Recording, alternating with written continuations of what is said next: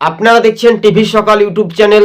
রাজ্য রাজনীতিতেই 2026-এর বিধানসভা ভোটে বিজেপির প্রার্থী তালিকায় সম্ভাব্যত কারা হতে পারে, নতুন মুখ অনেকে হতে পারে, আবার কিছু কিছু বিধায়কের নামও বাদ যেতে পারে। যেমন কৌস্তব বাগচি, তিনি প্রার্থী হতে পারেন।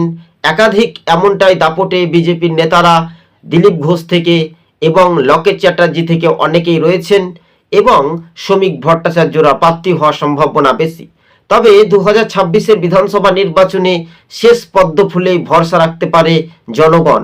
তাই শেষ সাক্ষী তৃণমূলকে কিভাবে হারানো যায় এমনটাই টার্গেট। কিন্তু কলকাতা শহরতলিতে যে 20টি বিধানসভা আসন, যে আসনগুলো বিজেপি জয়ী হবে, সে আসনগুলো একটা টার্গেট নিয়েছে অর্থাৎ কেন্দ্রীয় স্বরাষ্ট্রমন্ত্রী অমিত শাহ।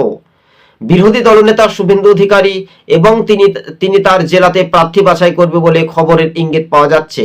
তবে বিজেপি সংখ্যাগরিষ্ঠতা আসন নিয়ে ক্ষমতায় আসবে বলে এই কথা সহমত জানিয়েছেন রাজ্যের সভাপতি শ্রমিক ভট্টাচার্য থেকে কেন্দ্রীয় নেতৃত্ব, এবং অর্জুন সিংরাও প্রার্থী হবেন।